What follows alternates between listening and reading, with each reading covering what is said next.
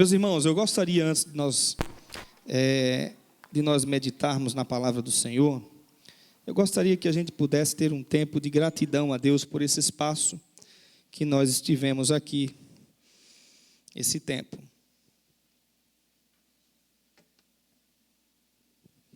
Queria que nós pudéssemos louvar a Deus juntos. Certamente foi aqui que vocês foram chegando, né? Um grupo foi no outro espaço lá quando a gente começou, mas foi pouquíssimo tempo que a gente passou lá. Então a maioria foi aqui mesmo que vocês foram chegando, foram se enturmando, foi nos conhecendo e foi ficando entre nós. Então a gente tem que agradecer a Deus, sim, e louvar a Deus por esse tempo. Foi aqui que a gente desenvolveu alguns trabalhos, alguns eventos da igreja. Então a gente tem muito o que ser grato ao Senhor, né, por esse espaço, pela igreja Truth Church também, por ter cedido esse espaço para a gente, alugado por esse período. E a gente só tem gratidão a Deus por esse tempo aqui. Estamos indo com novas perspectivas para outro local e no próximo domingo a gente já fala mais sobre isso, já estando lá. Mas hoje aqui a gente quer então agradecer a Deus por esse tempo que Deus nos deu aqui. E eu queria convidar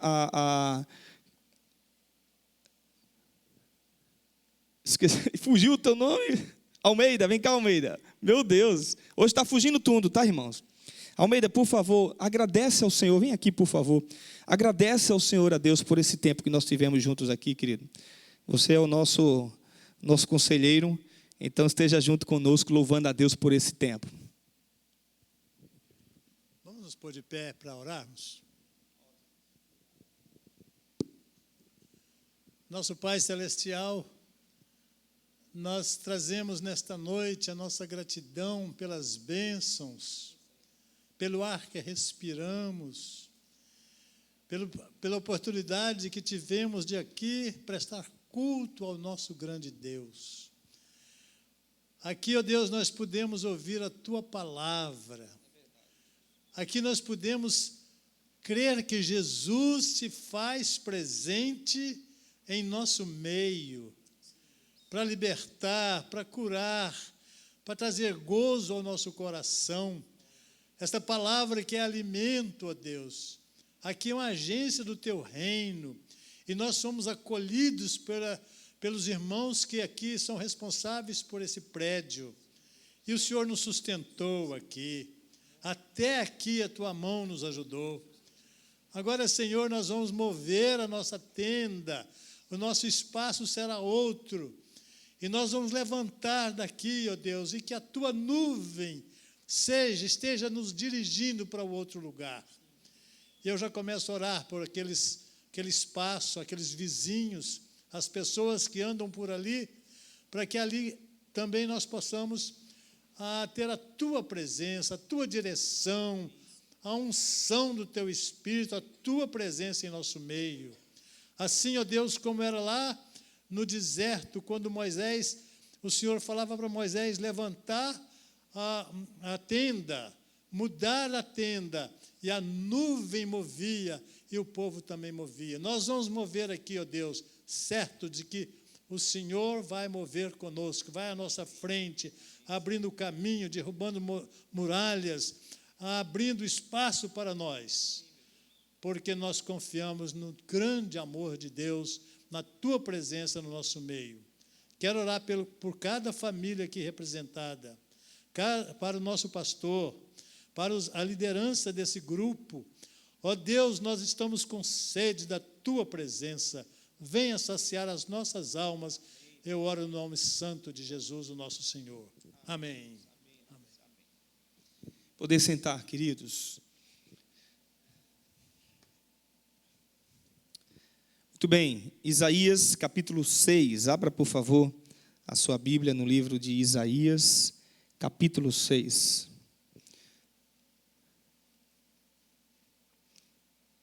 Esse é um dos textos clássicos que nós temos no Antigo Testamento, falando sobre o chamado do profeta. Eu vou pedir que alguém vire aquele ventilador, por favor, ali, está passando aqui as páginas.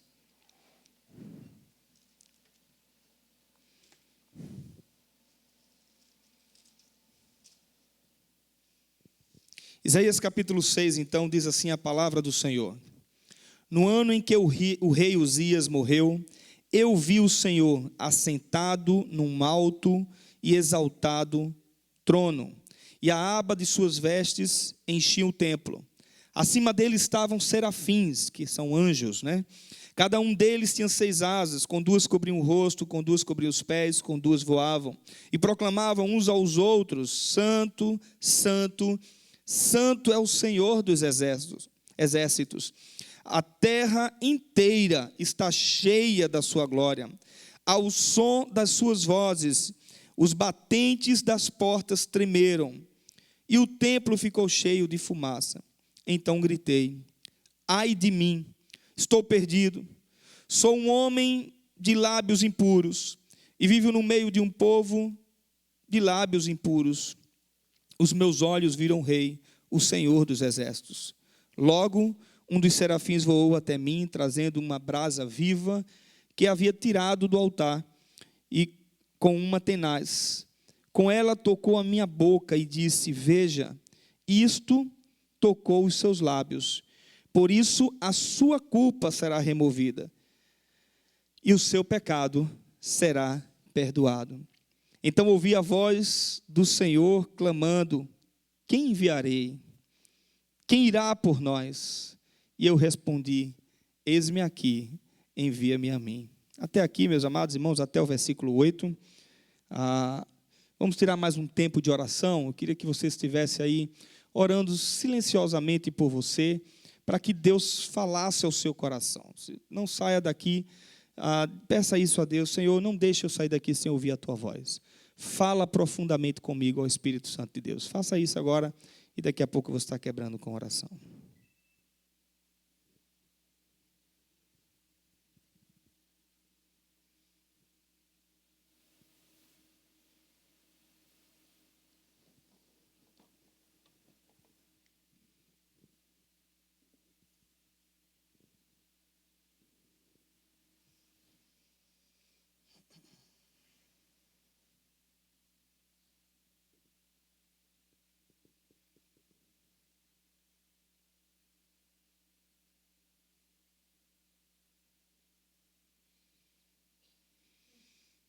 Santo Deus Todo-Poderoso, nós ainda continuamos juntos na Tua presença. E agora, Senhor, nós queremos que a Tua palavra viva, santa, infalível, inerrante, ela possa falar profundamente conosco agora, Senhor. Meu Deus, em nome de Jesus, não deixas, Pai, que saiamos daqui sem ouvir o que o Senhor, o que o Teu Espírito Santo quer nos dizer.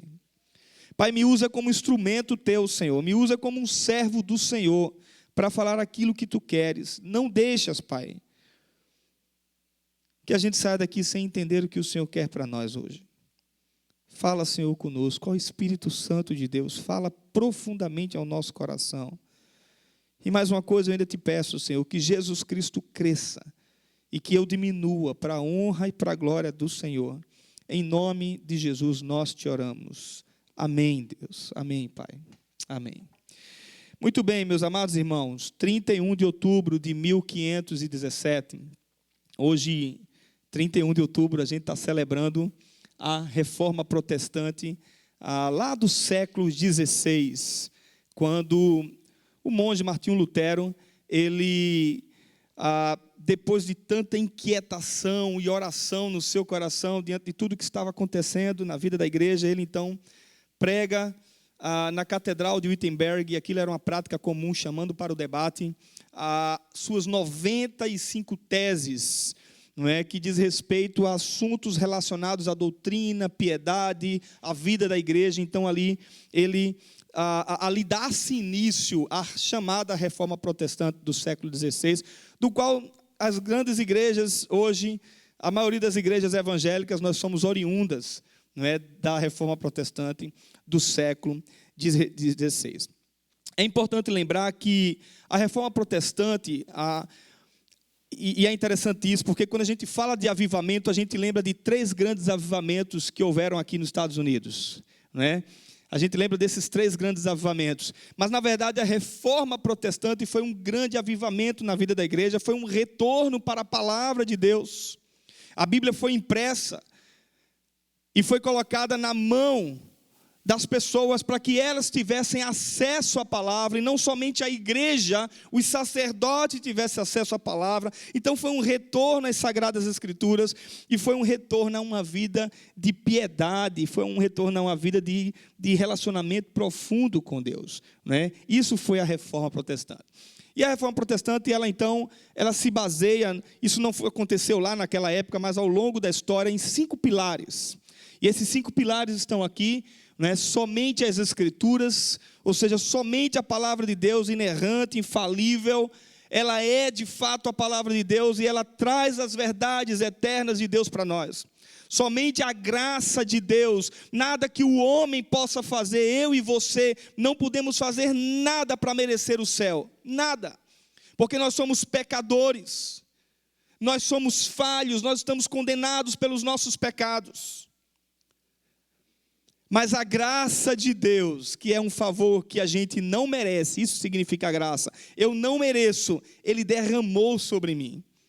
E esse favor que Ele derramou sobre mim é somente Cristo, ou seja, somente as Escrituras que revelam tudo isso, somente a graça de Deus que se encontra nas Escrituras e é revelada a nós, somente Jesus Cristo, sola, em latim significa somente, né? Somente Jesus Cristo é aquele que foi derramado por nós, para nos libertar do pecado e nos levar de volta à comunhão com Deus. Mas isso só é possível somente através da fé. A fé que Deus coloca em nós para crer somente em Jesus Cristo como o único Senhor e Salvador desse mundo.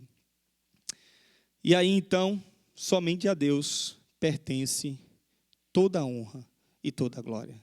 Somente a Deus nós devemos dar toda a honra e toda a glória. E não sei quantos tiveram a oportunidade de ver, eu fiz alguns vídeos curtos, 4 minutos ali, não é tão curto assim não, né, para Instagram, mas eu fiz alguns vídeos curtos para que você pudesse então relembrar a Reforma Protestante, e esses 5 pilares, e eu coloquei 4 de vídeos lá, não é?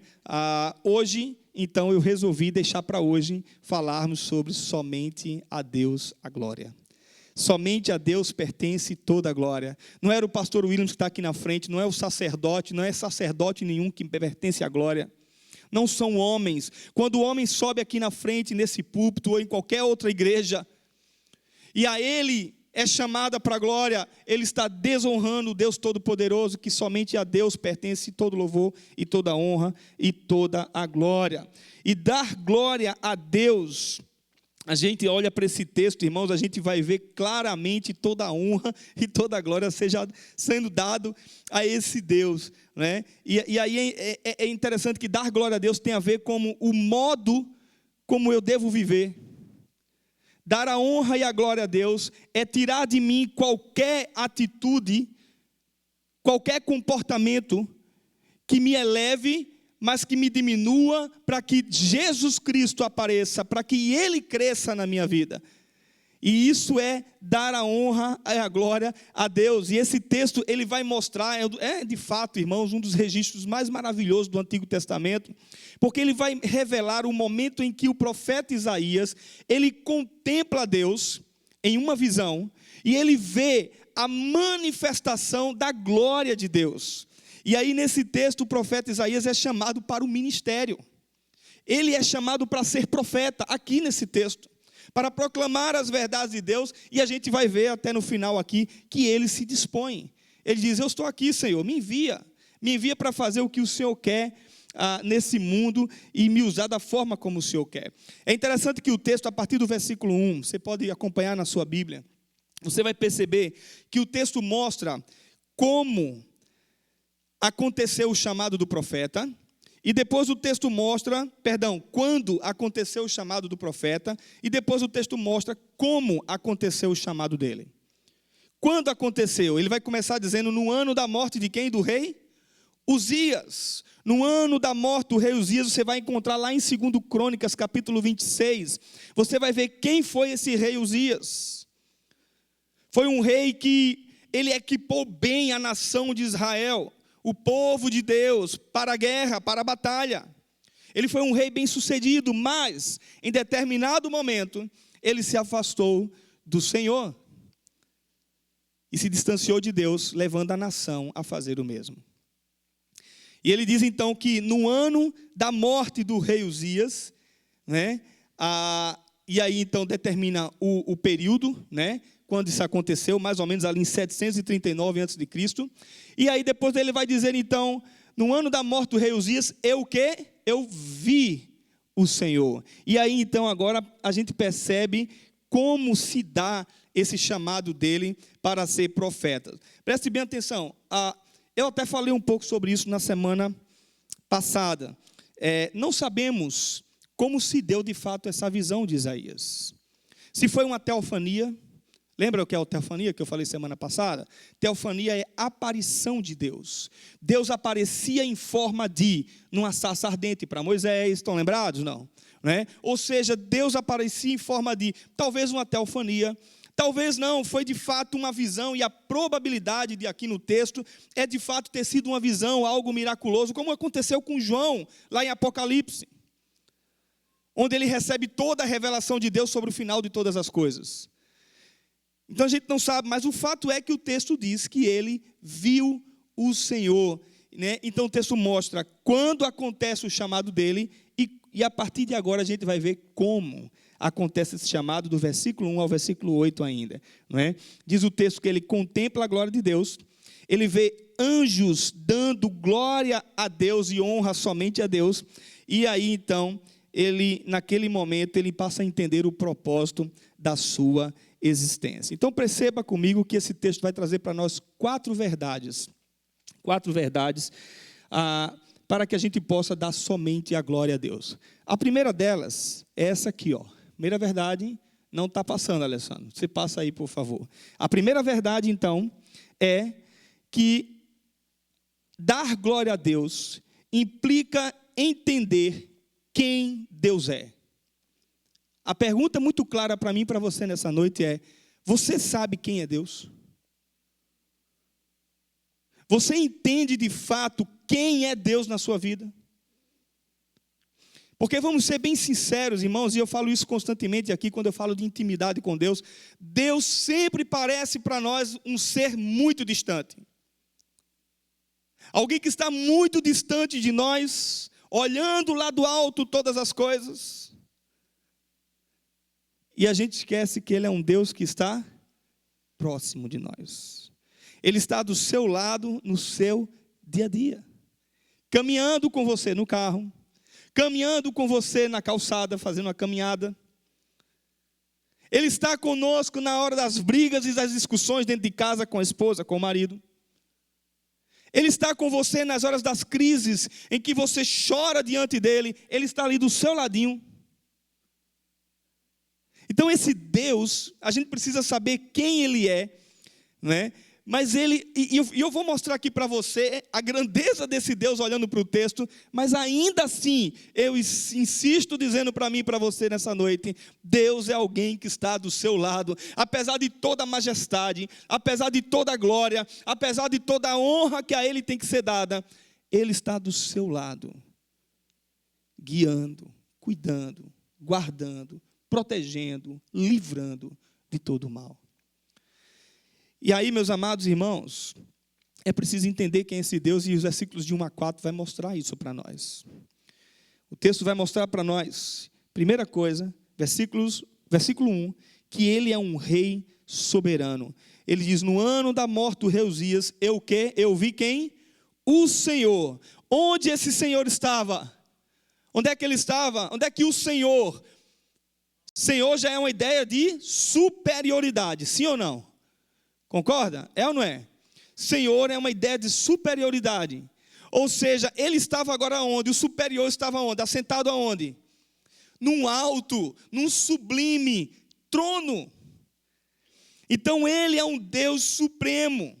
Ele é um Deus soberano. Ele é um Deus que está sentado num lugar alto, todo poderoso. Porque Ele não é qualquer um. Ele é Deus. Depois o texto vai dizer ainda, no versículo 1, que as abas das suas vestes enchiam o quê? Que lugar ele enchia? Então, olha, a primeira coisa, ele é um soberano. Soberano é a ideia de quê? Rei. Soberano é a ideia de Senhor Rei. Mas agora está dizendo que as abas das vestes deles, da roupa do rei, do Todo-Poderoso, enchia o templo. Não é chamado aqui, a expressão não é chamado palácio. Aqui nos está mostrando que era um palácio, mas está dizendo que era um templo. Se é um templo, ele não é só rei, senhor e soberano, ele é quem? Deus. Ele é Deus. E se ele é Deus, o texto vai dizer, versículo 2, que os anjos o cercavam, que os anjos entoavam louvores, e esses anjos, ele estava cercado por anjos entoando louvores, e nos louvores os anjos diziam o quê? Santo, santo, santo. Essa expressão é uma expressão no hebraico, e alguém vai dizer, aqui é o Pai, o Filho e o Espírito Santo. Essa é a verdade bíblica, que o Pai e o Espírito Santo, eles são 3 em 1, sim, isso é uma verdade, mas aqui o texto não é isso. A ideia aqui é um superlativo no hebraico. É a ideia de santíssimo. Santíssimo. Então perceba, esse Deus, esse ser, ele é rei, senhor, soberano. Ele não está num palácio, ele está num templo, então ele é Deus. Mas ele não somente é isso, ele é santíssimo. E se ele é santo, meus amados irmãos, ele espera também que nós sejamos santos. E a essência de ser cristão não é deixar de pecar, mas é não viver na prática do pecado. É dizer não ao pecado para ser santo como esse Deus também é santo. Continuando aqui no texto ainda, é importante a gente lembrar que para dar glória a Deus, o texto está tentando dizer para mim e para você, que o Deus que você crê, que todo domingo você entra naquela porta, a partir do domingo que vem com a gente vai entrar em outra porta, agora em outro lugar. Mas quando você chega aqui, você encontra nesse lugar um Deus soberano e um Deus santo. Mas quando você sai daquela porta, a sua vida, você tem que lembrar, esse Deus que eu sirvo, se Ele é santo, Ele também espera que eu e você sejamos santos. Então as minhas palavras, as minhas ações, as minhas atitudes, os meus comportamentos, tudo que eu faço, seja no trânsito, seja em casa com a esposa, com o marido, seja no meu relacionamento com os filhos, tudo que eu faço tem que revelar a santidade de Deus na minha vida. É inadmissível, presta atenção nisso, meu amado irmão, preste atenção nisso. E sempre vá lembrando disso, essa igreja não está preocupada em mostrar bênção o tempo todo para você, não. Essa igreja está preocupada em mostrar para você uma vida que agrada a Deus. Então presta atenção nisso, Deus é Deus de bênção, mas Ele espera que nós honremos a Ele com nossas vidas, com nossas atitudes, porque é inadmissível uma pessoa que se diz cristã e não ter nenhuma mudança de vida, nenhuma mudança de comportamento. Que cristianismo é esse? Que Cristo, que Deus é esse? Que não transforma, que não muda nada. Vive a mesma vidinha de alguns anos atrás até hoje. Deus tem que mudar nossas vidas. No bom sentido, porque Deus não precisa da gente de nada, mas Ele muda nossas vidas. Vou tirar a expressão tem, porque parece que estamos mandando ou determinando alguma coisa de Deus. Mas Ele muda nossas vidas. O apóstolo Paulo diz, sejam santos para que, como eu sou santo. Romanos 12 diz, irmãos, rogo-vos, irmãos, a vocês, rogo pelas misericórdias de Deus, que vocês apresentem os vossos corpos como sacrifícios vivo, santo e agradável a Deus. E isso é o culto racional com a razão. O que é que adianta a gente vir para aqui cheio de emoções e cheio de sentimentos, mas não viver um culto racional na vida? Então Deus nos chama para ser santo. Deus nos chama para viver uma vida que agrada a Ele. Esse Deus a quem nós servimos não é qualquer um.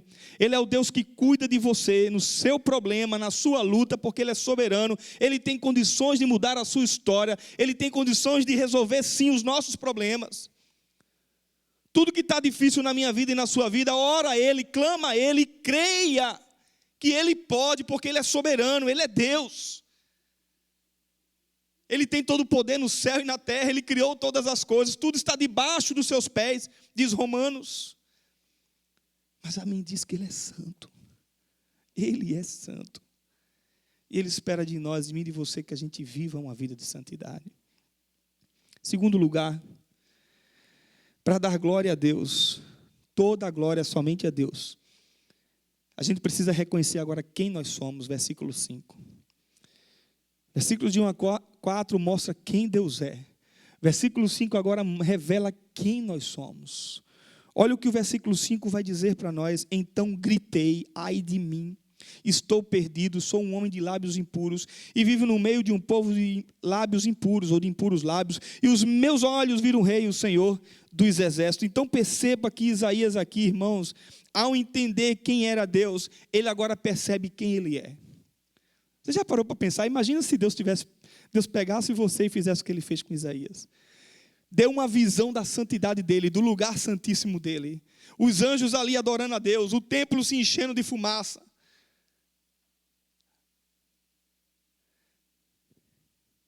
Não tem como caminhar com Cristo, ver a majestade dEle, a glória dEle. Não tem como a gente não reconhecer quem nós somos. Ele vai dizer assim, então gritei, ai de mim, estou perdido. Quem eu sou? Quem você é? Quem nós somos? Sabe quem nós somos? Pecadores. Falhamos constantemente contra esse Deus.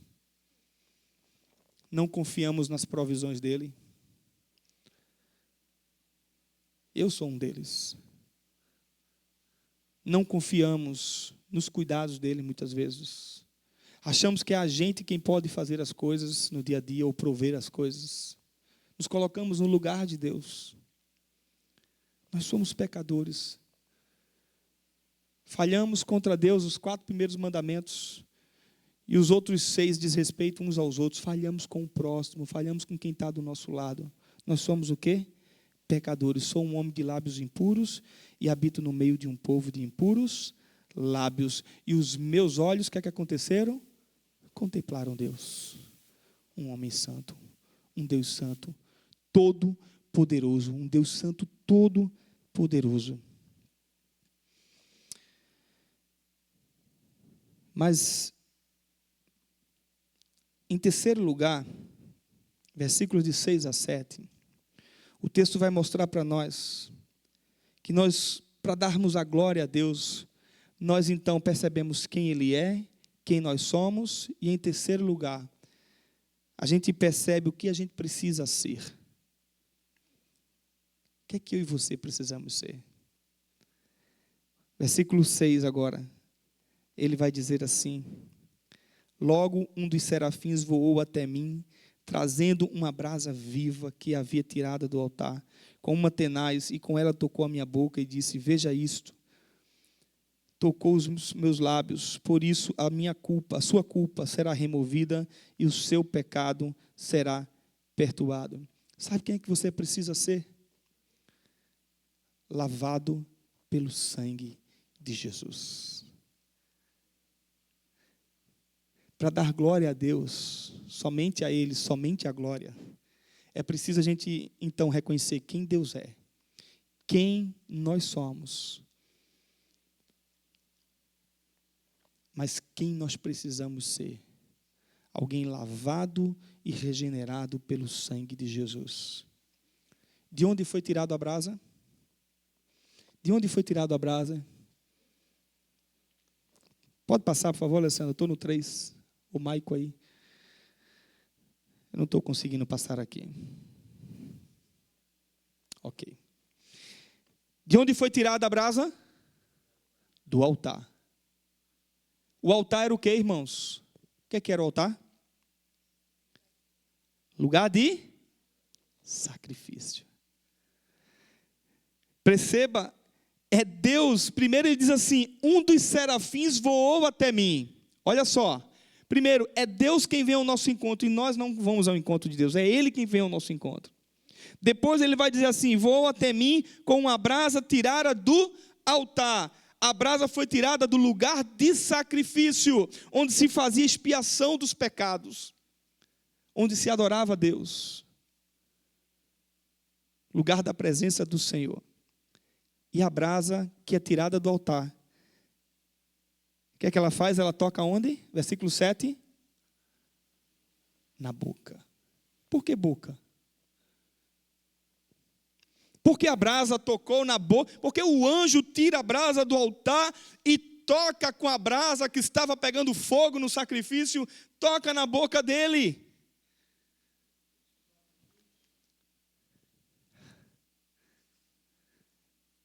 Porque nós éramos, ele estava dizendo, de lábios impuros, e habitamos no meio de um povo de impuros lábios, e os meus olhos viram o rei. Você sabe o que é isso, meu irmão? A boca é o lugar da confissão. O que é que nós estamos fazendo hoje que desagrada a Deus?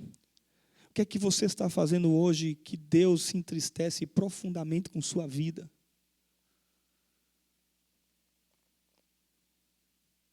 É preciso você confessar. 1 João 1,9, se confessarmos os nossos pecados, Ele é fiel e justo para nos perdoar os pecados e nos purificar de toda a injustiça.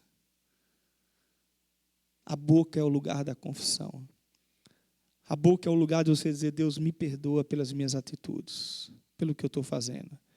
Eu quero viver uma vida para Ti. Eu quero ser santo como Tu és santo. Eu quero viver uma vida que Te agrada. Então perceba, nós somos pecadores, mas um dia Jesus Cristo pagou o preço do pecado pelos nossos pecados, irmãos. E a gente não precisa mais viver sobre o jugo, sobre o peso do pecado. Ele nos lavou para uma nova vida em Cristo Jesus. Glória a Deus por isso. Porque nós somos novas criaturas, as coisas antigas passaram, tudo agora se faz novo na nossa vida. Então, quando a gente dá glória a Deus, a gente percebe quem Ele é, a gente percebe quem nós somos e quem agora nós precisamos ser. Um homem santo, um servo de Jesus, alguém que se dispõe para servir ao Senhor, e é isso que a gente vai ver agora no quarto e último ponto. Pode passar, por favor, aí, Alessandro. Ou seja, o texto vai mostrar para a gente aí, versículo 8, para dar glória a Deus é preciso ter uma atitude de obediência. Para dar glória a Deus é o que nós precisamos fazer. Quem Deus é, o que eu sou, o que eu preciso ser e agora o que eu preciso fazer. O que é que eu preciso fazer? Versículo 8 vai dizer, Deus vai dizer a Isaías: a quem enviarei? E quem há de ir por nós? Isaías responde: disse eu, eis-me aqui, envia-me a mim. Então, meu amado irmão, preste bem atenção. Ele ouviu a voz que dizia: quem enviarei? Deus chama homens mortais, meros pecadores, para servir a Ele. Deixa eu só dizer uma coisa para mim e para você hoje. Deus não precisa de mim e de você para nada. Você sabia disso, não? Você sabia que Deus não precisa de nós para absolutamente nada? Mas Ele nos ama. Ele nos perdoa. E Ele dá a nós uma tarefa extremamente importante nesse mundo, que é servir a Ele. Essa é a tarefa que Deus nos deu. A quem eu vou enviar para dizer a esse povo que esse povo está em pecado? A quem eu vou enviar para clamar a esse povo, para dizer a esse povo que eles estão longe de mim? Deus podia mandar os anjos que simplesmente obedecia e vinha. Não desobedecia a Deus. Mas quem é que Ele chama? Nós. Ele chama eu e você. Quem há de ir por nós? Quem é chamado para ser enviado? Quem é chamado para ser enviado? É o pastor? O que é que vocês acham? Quem foi chamado para ser missionário? Quem foi? É o Petracelli que veio aqui ano passado? São os missionários que estão nos campos por aí fora proclamando o evangelho e o amor de Jesus? Eles também foram chamados para uma missão específica. Mas a missão geral de Deus, que é restaurar o homem de volta à comunhão com Ele, Ele deu a nós. A todos. Na teologia reformada nós chamamos isso de sacerdócio universal dos crentes. Esse sacerdócio foi dado a todos nós. 1 Pedro capítulo 2, estou com Mateus hoje na cabeça. Alguma coisa Deus quer falar comigo em Mateus, não é possível.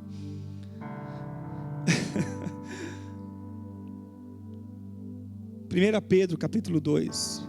Vós, porém, sois raça eleita, sacerdócio real, nação santa, povo de propriedade exclusiva de Deus, a fim de, condicional, olha a condição, a fim de, você é tudo isso para proclamar as virtudes daquele que te chamou das trevas para a sua maravilhosa luz. Então nós temos que o quê? Proclamar. Proclamar o quê? Aquele que nos chamou das trevas, do inferno, da separação. Ele nos chamou para a maravilhosa luz. Eu tenho que proclamar isso para as pessoas. Os cristãos estão brincando hoje em dia de pular de uma igreja para outra. Essa igreja aqui é mais legal, eu vou para ela. Não, essa aqui é mais legal, eu vou para ela. Essa aqui agora está melhor porque o pastor não está falando isso. Essa aqui é melhor porque tem um ministério infantil fantástico. Essa tem uma estrutura e uma música maravilhosa. Os cristãos estão brincando de rodar dentro de igrejas. E os pastores achando isso uma maravilha, porque chega, enche sua igreja, que legal. Mas nós temos que saquear o inferno. Nós temos que proclamar o evangelho de Jesus para quem não conhece. Pessoas estão morrendo e indo para o inferno sem Jesus. Não tem outro caminho, só existe um caminho. Eu sou o caminho, a verdade e a vida. Ninguém vê o Pai se não for por mim. Mas Jesus, antes de subir aos céus, Ele disse para nós assim: ide, portanto, pastor Willames, os pastores, os líderes das igrejas, façam discípulos. Não foi assim que Ele disse? Não foi assim, irmãos? Não. Ele não citou Pedro, Paulo, João. Ele não citou os 12. Ele falou para os 12, mas Ele estava falando para a igreja: ide, portanto, façam discípulos em todas as nações. E como é que faz discípulos? Levando ao batismo, batizando-os em nome do Pai, do Filho e do Espírito Santo, e ensinando essas pessoas a guardar o que eu ensinei.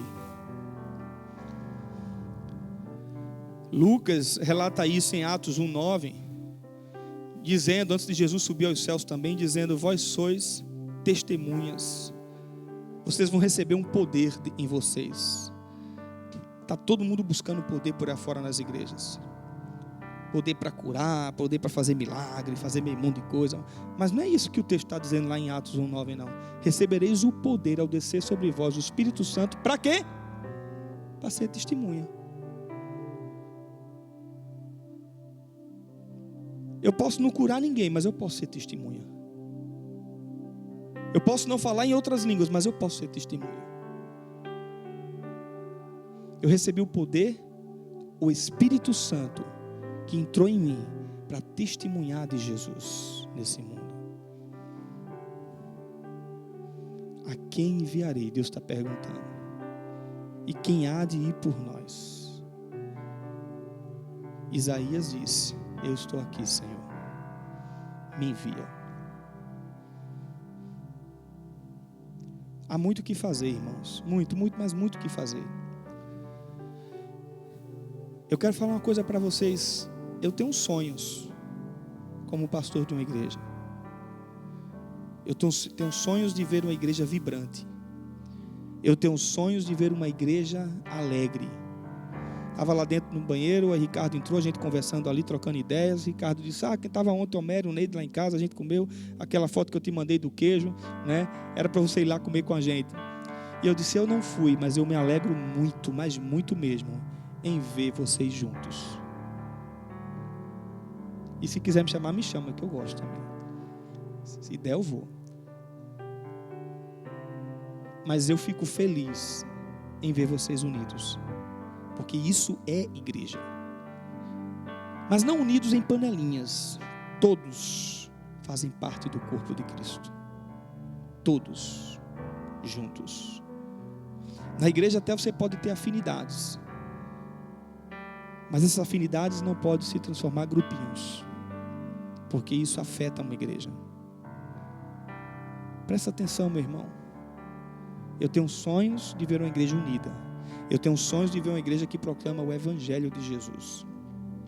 Pastor, eu não sei fazer isso. Me procura que eu vou ensinar você. Pastor, eu não sei como chegar a alguém e falar do amor de Deus. Fala comigo que eu vou ensinar isso a você. No Vida em Vida a gente está ensinando isso ao grupo.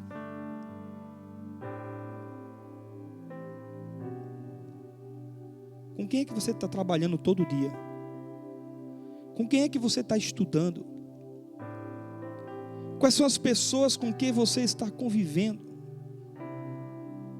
Fala, proclama o Evangelho de Jesus. O melhor meio hoje, estatisticamente comprovado, de crescimento de igreja, sabe qual é? É você se relacionar com alguém para ganhar ele para Cristo. Temos aqui talvez hoje um grupo de X número de pessoas. Imagina se cada um de vocês em 3 meses, 4 meses, focasse em uma pessoa, em um casal ou em uma família. Chamasse na tua casa para tomar um sorvete, para comer um bolo, para conversar, jogar a conversa fora. E depois você vai na casa dele. E depois você se relaciona e você faz mais alguma coisa. Qual é a nossa tendência? É chamar para vir para a igreja. Não vem. Logo de cara não vai vir. Primeiro que igreja, todo pastor é ladrão. Todo pastor rouba. Todo mundo tem ojeriza à igreja. Porque o evangelho foi difamado por aí afora. Os pseudos cristãos difamaram Jesus Cristo. Então quando você chama alguém para se relacionar com você,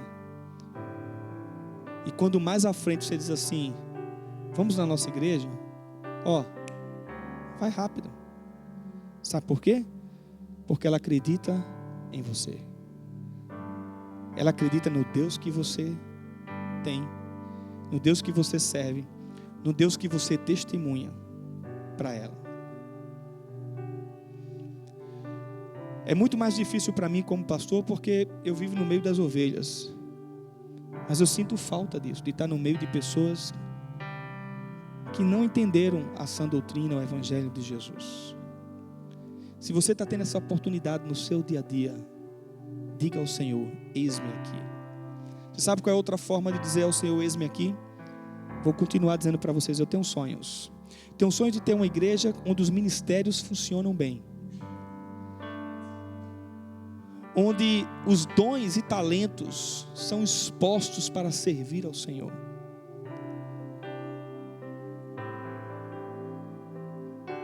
Onde líderes novos vão surgindo a cada vez mais. Onde grupos pequenos vão ser distribuídos na cidade ou nas cidades. Onde uma cidade próxima está precisando ser pregado o Evangelho. E eu tenho líderes aqui que sabem pregar bem, que sabem fazer as coisas. Vai lá, vamos estar junto. Quem sabe a igreja crescendo, tendo condições financeiras, sustento, chamar essas pessoas para fazer parte do pastorado da igreja, sustentado pela igreja. Mas para isso você tem que sonhar, você tem que desejar, você tem que orar, você tem que se dispor ao Senhor.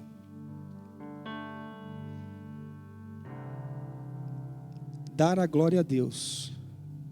Dar a glória a Deus é você entender quem Ele é, quem nós somos, o que Deus fez de nós e obedecer. Estou aqui, Senhor, me usa. Meus irmãos, eu vou terminar dizendo para você, Deus não colocou você nesse mundo. É só ler a Bíblia que você vai entender isso. Esquece pastor Williams. Deus não colocou você nesse mundo para viver a sua vidinha. Deus colocou você nesse mundo para glorificar a Ele. E a sua vida faz parte disso. Quer comais, quer bebais, quer façais qualquer outra coisa, fazei tudo para a glória de Deus. Tudo. Absolutamente tudo.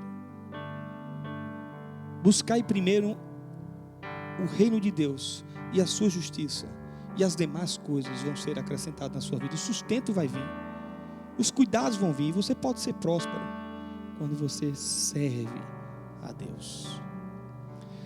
Nós estamos indo, eu quero terminar falando isso, para esse novo espaço, que eu não gostaria de divulgar hoje aqui ainda. Nós vamos divulgar nas nossas redes sociais e lá atrás para alguns que estão nos visitando hoje. Mas nós estamos indo para esse novo espaço por alguns motivos.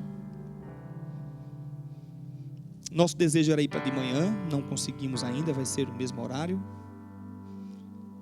Vai ser no horário que a gente dispõe, que a gente aluga aqui, igual aqui.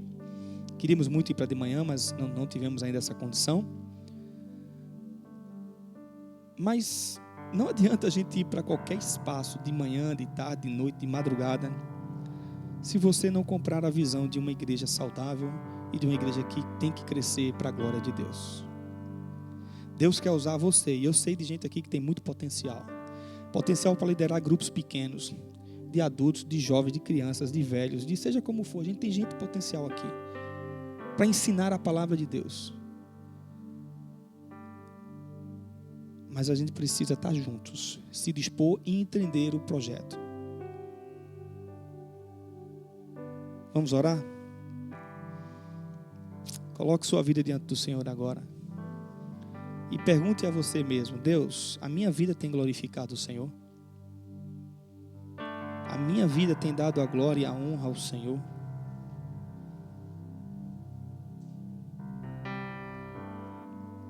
Se eu sei que o Senhor é Deus e determinou os ensinamentos em tua palavra, eu tenho cumprido isso? Pergunte a Deus. Eu tenho te glorificado dessa forma?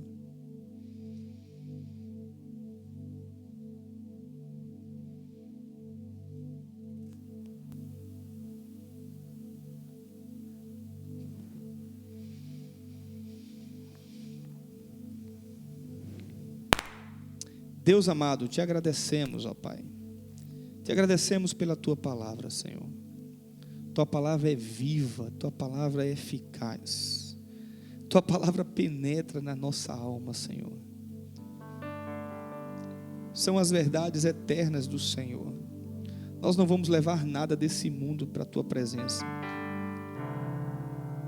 Se há alguém aqui que ainda não teve um encontro pessoal com o Senhor, Deus, em nome de Jesus, ó Espírito Santo, venha convencer da justiça, do pecado e do juízo eterno, da condenação eterna. Não são homens, meu Deus, a gente sabe disso, não é igreja perfeita, não há igreja perfeita. É Jesus Cristo que nos deu a vida e se entregou por nós. Pai, se tem alguém aqui desanimado na sua vida com o Senhor, no seu relacionamento contigo diário, sem vontade de ler a palavra, de orar, Deus, anima, Pai. Traz alegria de volta, Senhor, ao coração. Aqueles que já foram tão inspirados do ponto de vista de serviço, de fazer algo para Ti, ó Deus, ó Senhor, em nome de Jesus, Pai. Que eles sintam alegria novamente de viver servindo ao Senhor.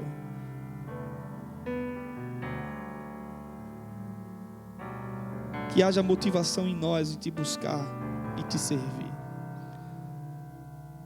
fazendo da nossa vida uma vida que dá glória ao Senhor. Em nome de Jesus. Em nome de Jesus.